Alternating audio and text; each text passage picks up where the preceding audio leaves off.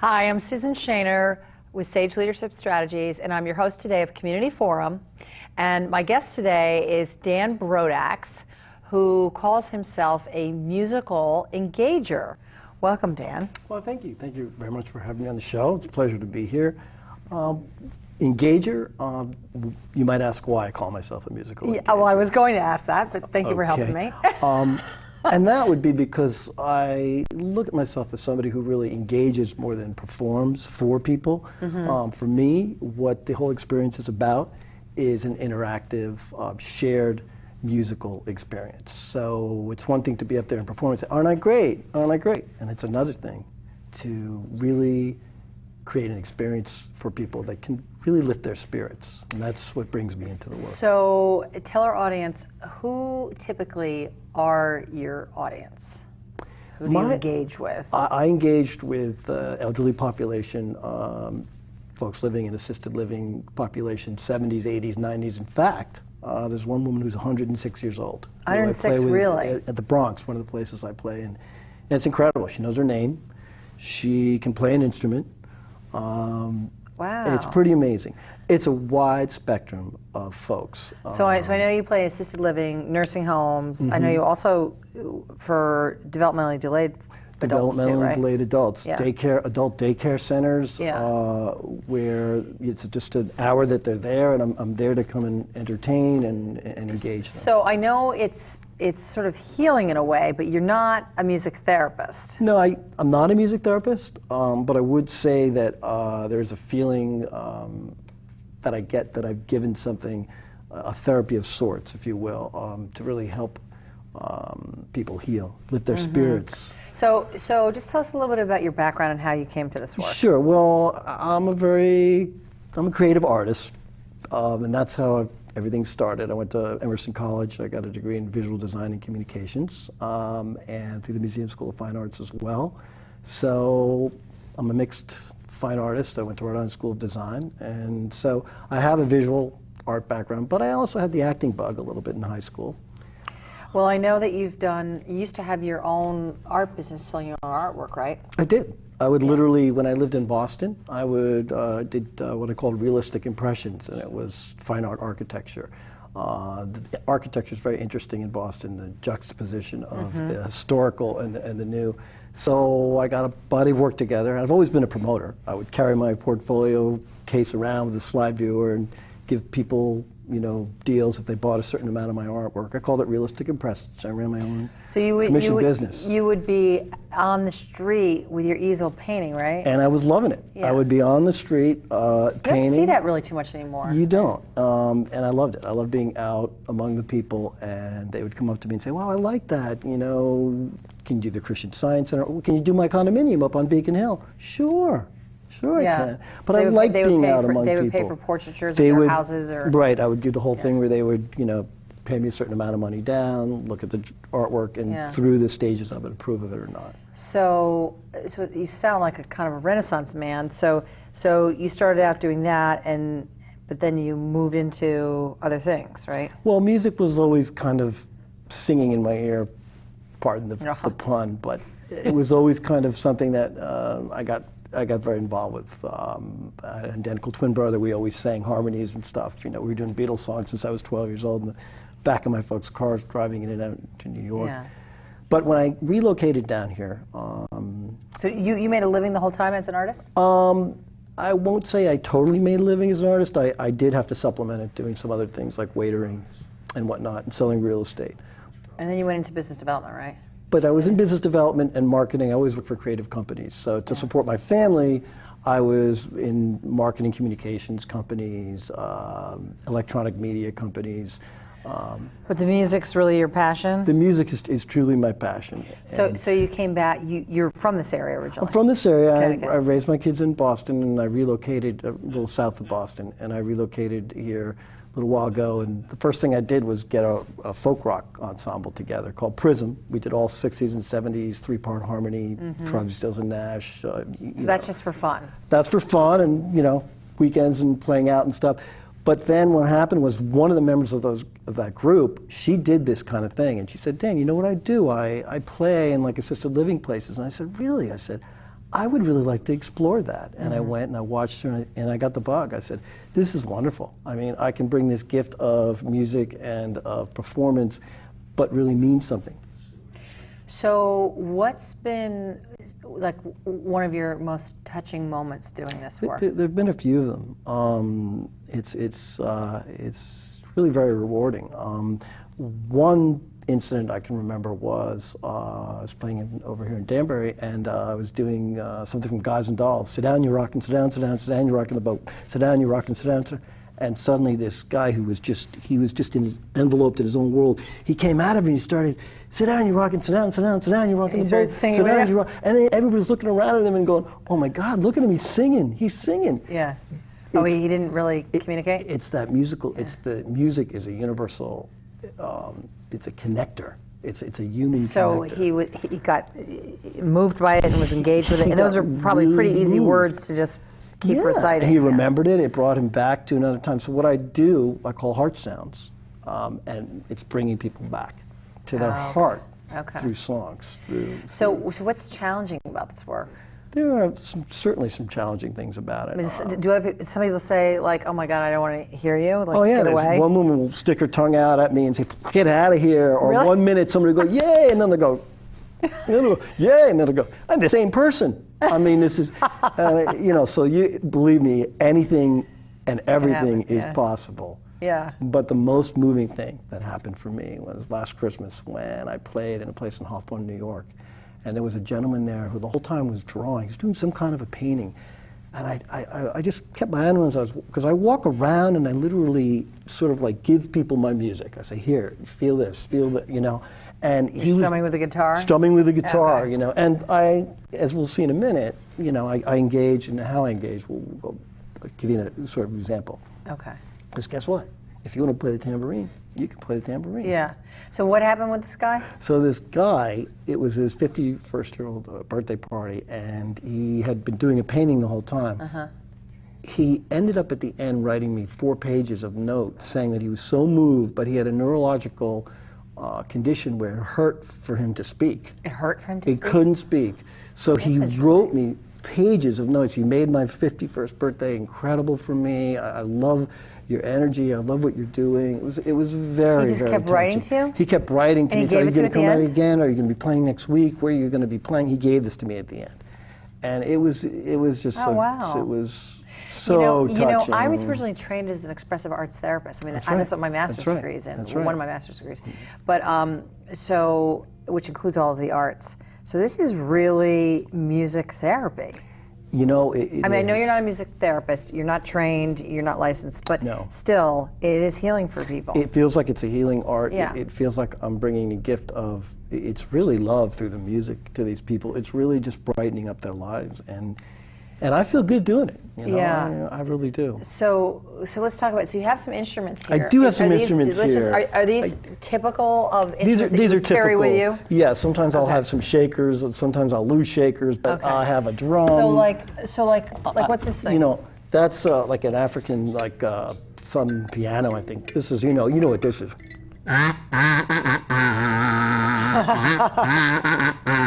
New York, New York. New York, New York. So, I give out a drum. But when you hand out these kazoos, Yeah. you don't take these like No. They like get their own kazoo and They keep get their it, own right? kazoo. You're not gonna- I'm like, how do you sanitize that? They get their own kazoo. Okay. Okay. And But- these little drums. But I have shakers, I have little eggs on sticks, I have maracas and stuff like tambourine. that. Okay. Yeah, right. So right away, it just gets people wanting to like do something. Well, and play it's with not it, only right? the music, it's the movement. It's, as you as an expressive therapist probably Yeah. know this, it's not just the music. It's that whatever they can do with any part of their body, like I'll see them, maybe they'll just be, Tap or- their eyes will be closed. Yeah. But just the fact that they're moving, just Yeah. the fact that music is making them feel alive. I mean, I love music. Even Yeah. in church, I'll be sitting there moving. People are like, I'm like, I can't sit still if I hear music. I don't understand it. Music is just now what's a this- wonderful what do you have around your So neck this is a harmonica. You know that guy Bob Dylan? He plays the harmonica. So the first... So you're gonna do a song Yeah, for us? I'll give you sort of an example of a song I wrote called Rejoice, and it kind of... I know this is one you start out with, right? This is one I start out with, and So you wrote this? I wrote this. Okay. And it sort of typifies for me what happens? It's rejoicing. It's about rejoicing.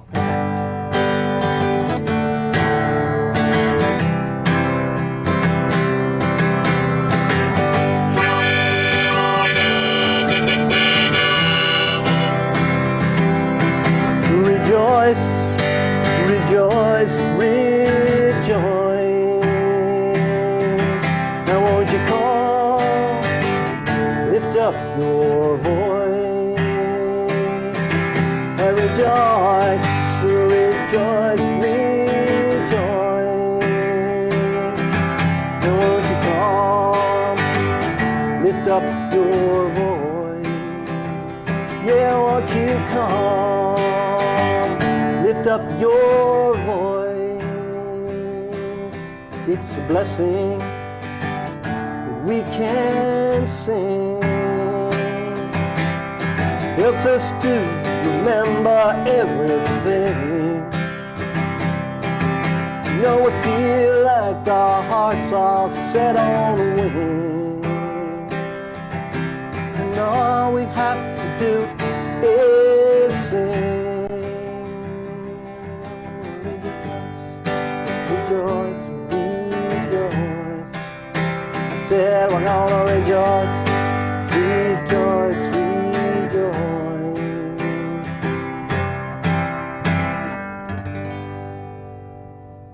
Oh, I love that. That's great. Thank you. Thank you. Now, I heard you sing that one time before, and you had a different lyric. It said, forget about everything. Now you remember You know, it everything. depends on what unit you're playing with. Right? If you're with a memory care unit, you know, you gotta be sensitive. Oh, to these is that why you things. changed it? I change it according To remember everything if it's a memory care unit. You know, you want to remember everything. You know, Some people want to forget everything. Some people want to forget everything. You know. So That's a good You point. want to give me? So now I've got to. Okay, no pressure here. Let's get Okay, you involved here I'm a not a little bit. professional. Susan Quinn Shaner. Okay, here we go. Okay. You know this one. This land is your land, this land is my land. From California to the New York Island, from the redwood forest in the Gulf Stream water. This land was made for you and me. Since I was walking that urban up highway, no, I saw it above me. That golden skyway, you know I saw below me. That golden valley. This land is me, you and me.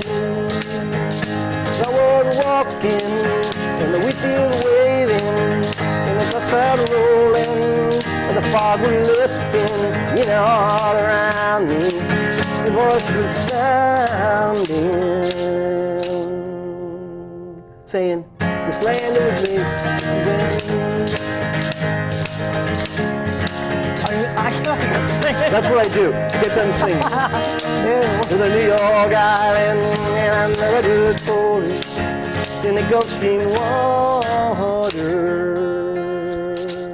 This land was made, well, you know that it was made, that it was made for you and me.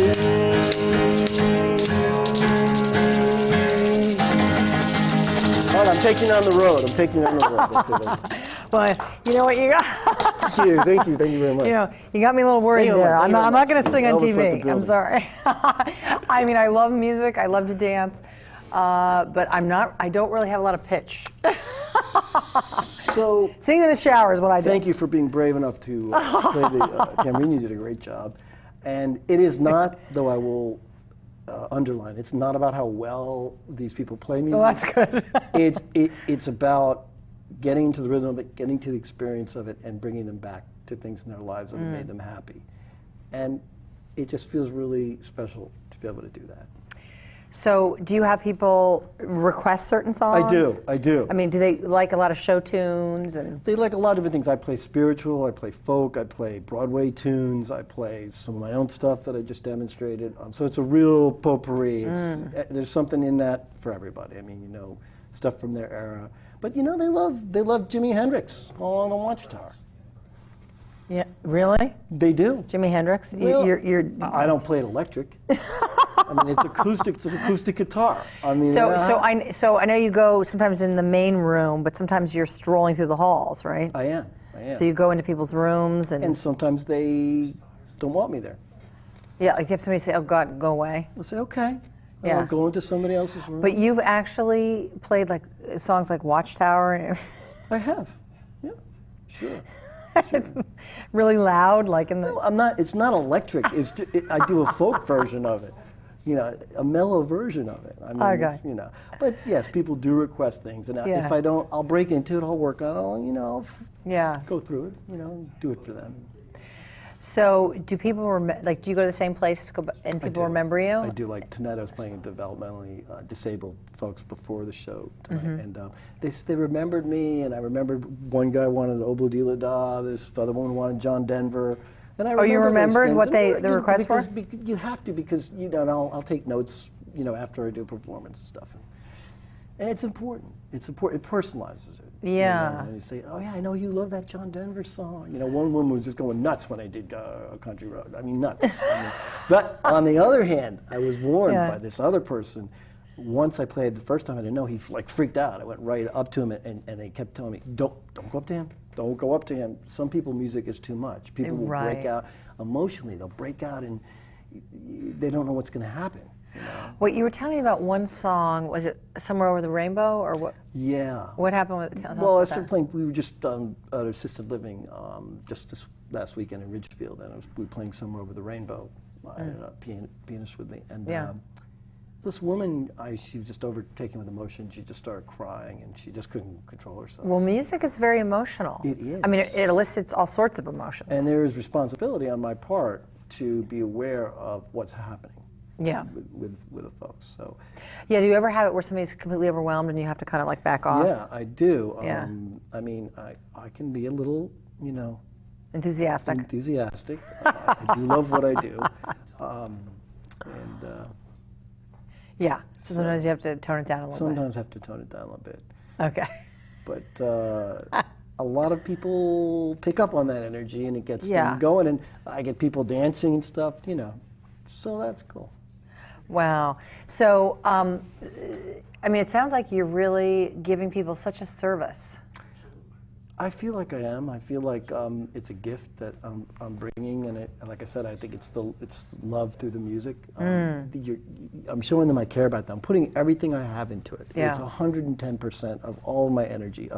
I mean, I'm dancing around with my guitar, and I'm hitting everybody that wants to be hit, and staying away from people that don't. But you know, I mean, I'll just to share with our audience, one time I came around with you to a facility, and one thing that struck me was there's one woman that was very just to herself and really not even verbal, and she came out of it. It's really incredible. It is.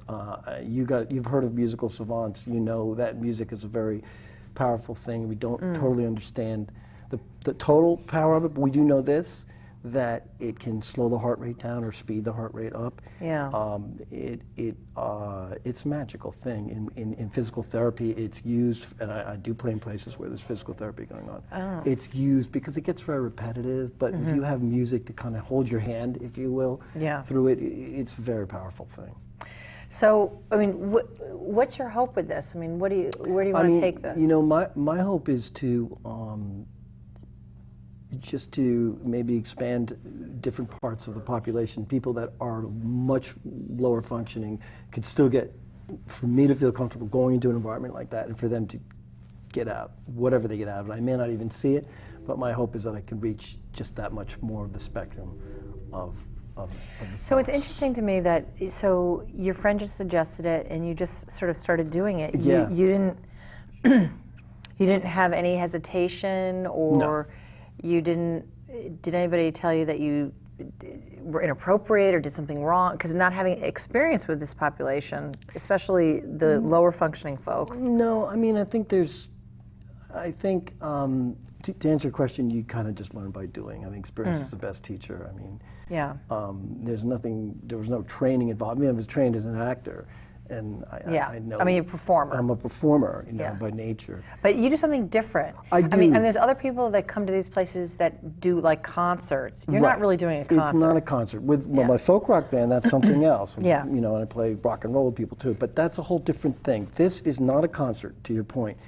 This is a musical shared experience. This is something meant to really uplift people's spirits and for them to feel as, if not more, involved with it than I am. Well, like how That's do you, my goal. Yeah, how do you? That is my so, goal. So if somebody's reluctant, like you might have people that just will grab the instruments right away, get Right. involved. Some people that don't want anything to do with it. But what about people who want to, but they're shy, I just tentative, say, they're not give it a confident? shot, see what happens. If you don't like it, just put it down. Yeah. There's no pressure. There's a non-judgment zone. I mean, it's basically just, Yeah.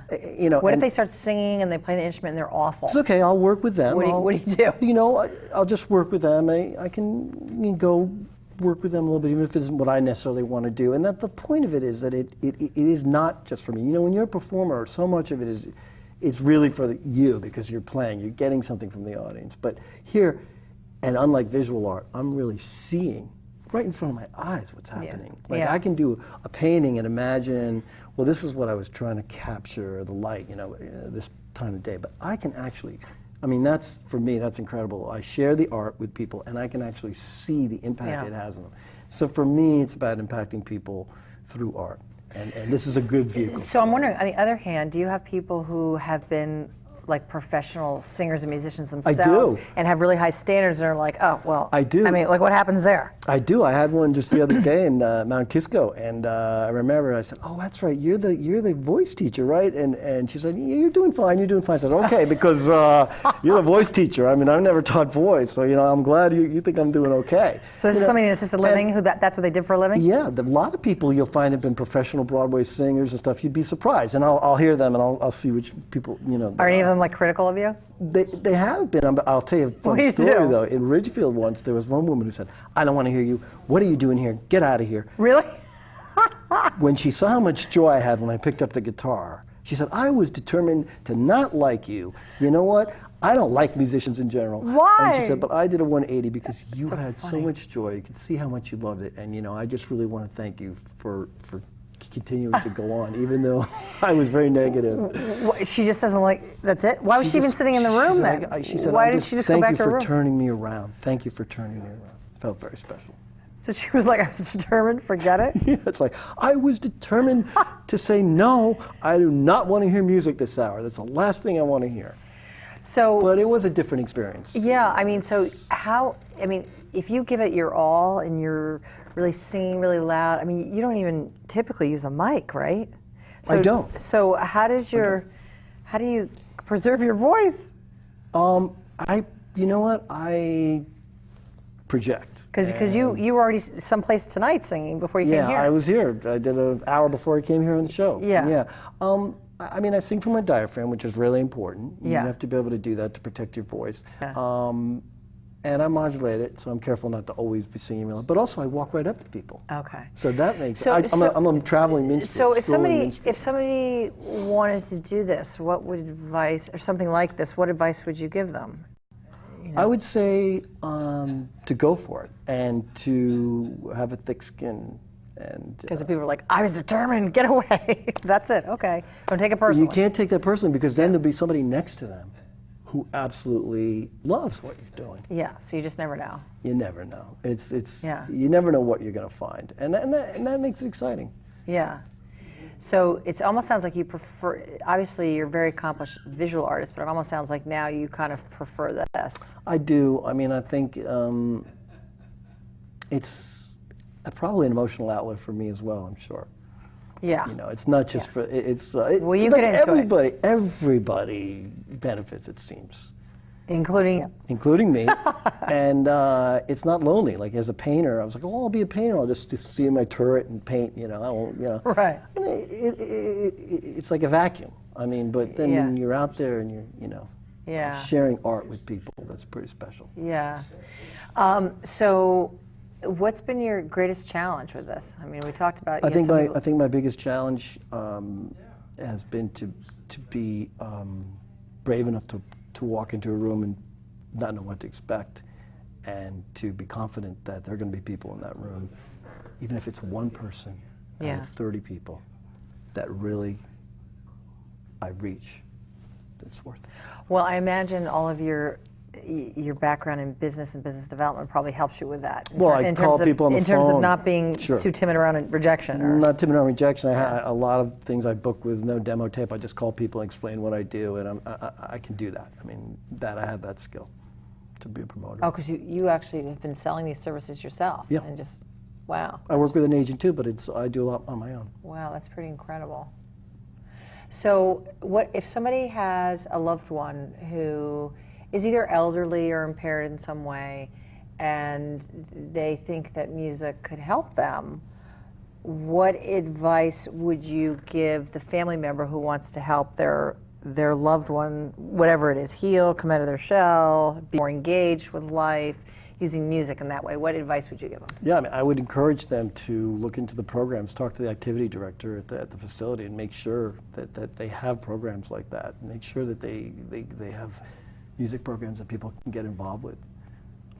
It's a very important part of So that's if somebody's keeping your brain young. I mean, the words, you have to think of those words. Yeah. You have to remember those words. Yeah. So if you have Alzheimer's or you have to go back.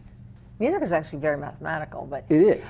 so that's if somebody's in a home. But what if, you know, they're not in a structured environment like that? What if they're still at home and, you know? Well, that's an interesting question. Yeah. I mean, I didn't really think about that, but I would say there's no reason why they can't look into somebody. I know somebody like me or another musician would be glad to come to the house and sure. I mean, just Oh, really? Yeah, Sure. but I was just thinking even what they could do at home, even just like having little instruments around and stuff and just drumming. Go and work with them Yeah. a little bit. You Yeah. know, just go with them and work with, just to coach them a little, facilitate Right. a little bit. So if That's anybody has any questions for you, how could they reach you? D Brodax, Brodax, Yeah. at mac.com. Okay. Well, thanks for coming on the show. And I Thank thought what could you. be fun as we close the show is for you to do another tune. Okay, I think that you're offering me that. I'll do one that really pulls at my heartstrings. It's called "Shower the People" by James Taylor. Okay. And thank you very much for having me on the show, Susan. Okay, thank you. I'm just going to tune us out first, then you can start. Okay. Thanks for joining us. I'm Susan Shaner. Until next time. Okay, here we go. You can play the game, you can act out the part, even though it wasn't written for you. Tell me what you plan to do with your foolish heart. Shame to play a fool. One thing can lead to another, doesn't take any sacrifice. Oh, father and mother, sister and brother, if it feels nice, don't think twice. Shower the people you love with love. Listen, show them the way that you feel. You know how things are gonna be much better if you only will. That's what I like to do to you. Shower the people you love with love. Show them the way that you feel. Work out fine if you only will.